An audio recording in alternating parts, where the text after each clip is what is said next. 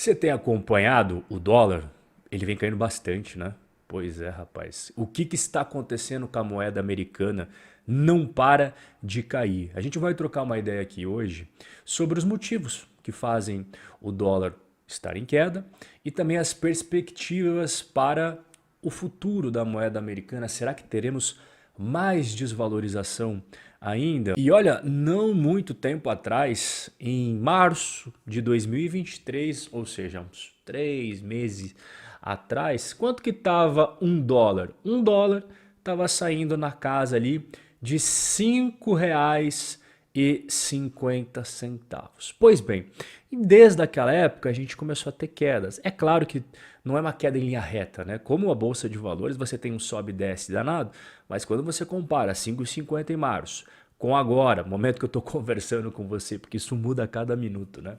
Ali na casa de 4,79, 4,80, é inegável que teve uma queda. O que aconteceu ao longo de 2023 para ter essa queda aqui? Bom, esse gráfico que você acabou de ver indica quantos reais são necessários para comprar um dólar. E o câmbio é o preço da moeda, nada mais do que isso. O câmbio é o preço da moeda como mercadoria. E o que define o preço do câmbio?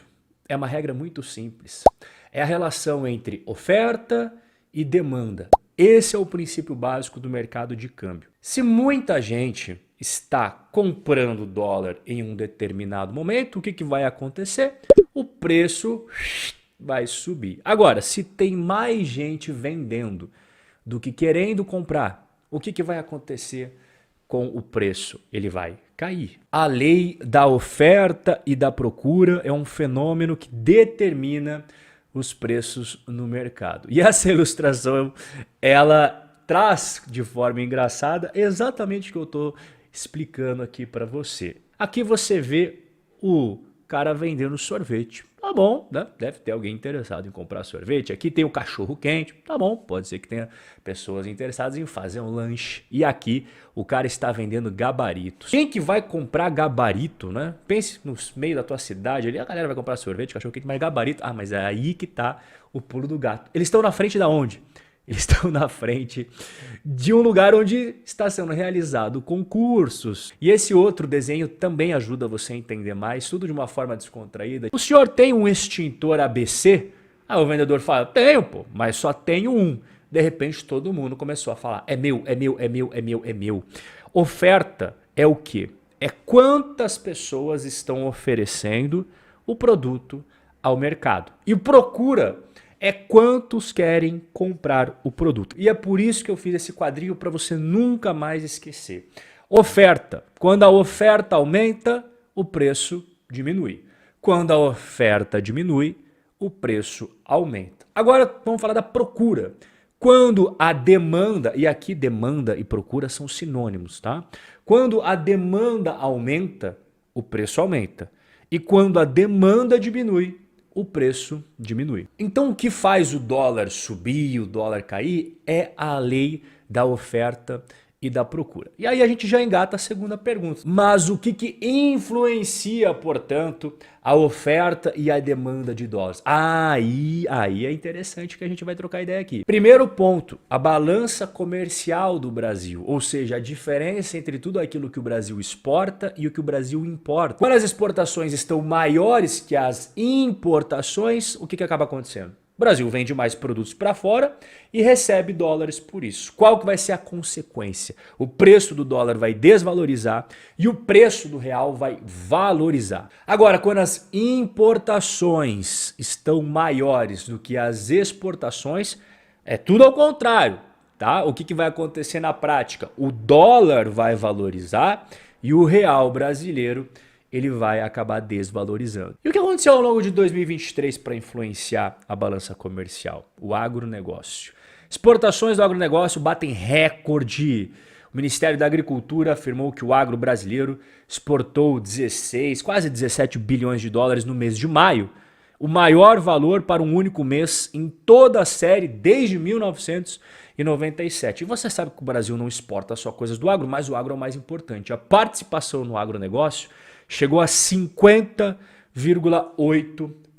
E no acumulado de todos os meses de 2023, as exportações no agro alcançaram 67 bilhões de dólares.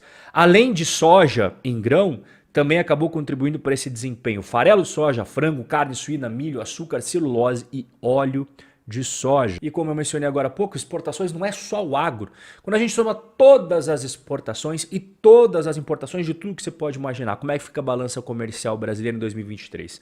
De janeiro até agora, as exportações somaram 153, quase 154 bilhões de dólares e as importações 111 bilhões de dólares. Ou seja, a gente tem muito mais exportações do que importações, um superávit de 42 bilhões de dólares na nossa balança comercial. Isso influencia no quê? Acabei de explicar para você, lembra? Dólar desvalorizando e real valorizando. Mas tem um segundo ponto aqui, taxa de juros.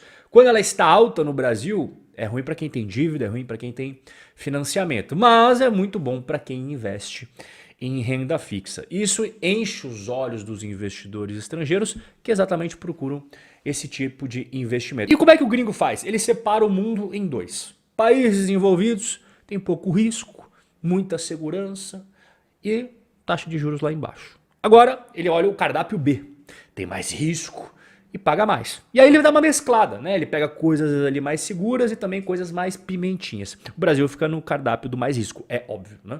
E aqui é o cardápio dos países que pagam muita taxa de juros. Mas o gringo não olha só para a taxa de juros nominal. Ele desconta a inflação e embute ali o risco do país.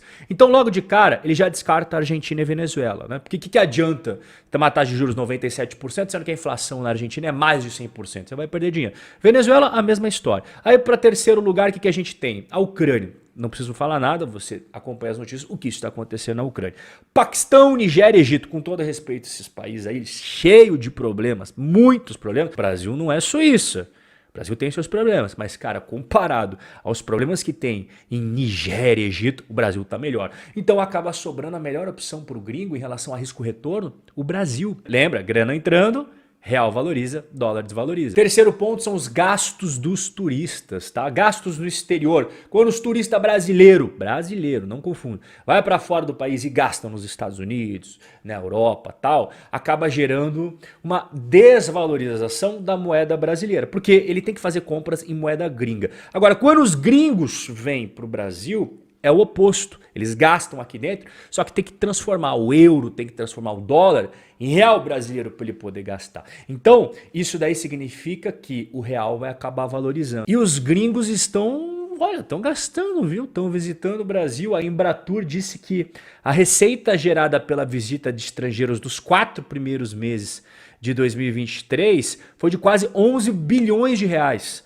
a maior dos últimos 4 anos. Agora, o que esperar do dólar daqui para frente? A taxa de câmbio foi criada por Deus apenas para humilhar os economistas. O Edmar Baixa, que foi um dos pais do Plano Real, que é o autor dessa frase. É muito difícil você prever o que vai acontecer com o dólar, mas você pode traçar alguns cenários para não ser pego de calças curtas. No curto prazo, essa trajetória de queda do câmbio, para continuar em queda, vai depender basicamente de tudo aquilo que eu acabei de explicar para você. Balança comercial, ou seja, mais exportações do que importações, o gringo trazendo dinheiro para investir na bolsa brasileira, comprando renda variável, comprando renda fixa, os turistas gringos gastando cada vez mais no Brasil. Se isso continuar acontecendo, a tendência é que continue essa queda do dólar. Agora, no longo prazo, tá todo mundo de olho como que vai ser a condução da política econômica do governo Lula. Principalmente o efetivo cumprimento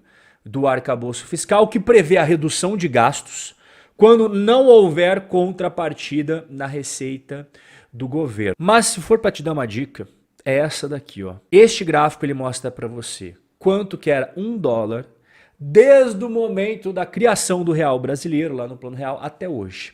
O que aconteceu ao longo dos anos? Olha aqui, ó. No começo, a gente tinha até uma paridade, né? De $1 valendo R$1. E em um pequeno momento da história, nós inclusive tivemos o real mais valorizado do que o dólar.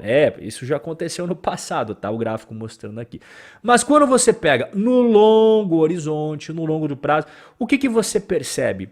Que a moeda brasileira, ela sempre veio desvalorizando para a moeda americana. É Claro que ao longo do caminho você tem altos e baixos, altos e baixos. Não é uma linha reta. Então, quando você olha para trás e pega um longo horizonte de tempo, é muito importante você ter um pouco do seu patrimônio em moeda americana, porque a tendência é que a moeda americana sempre acabe se valorizando perante a moeda brasileira. Esse é o nosso bate-papo de hoje. Fique super à vontade para escrever aqui nos comentários o que você quiser e a gente vai se ver no nosso próximo encontro. Forte abraço e até a próxima.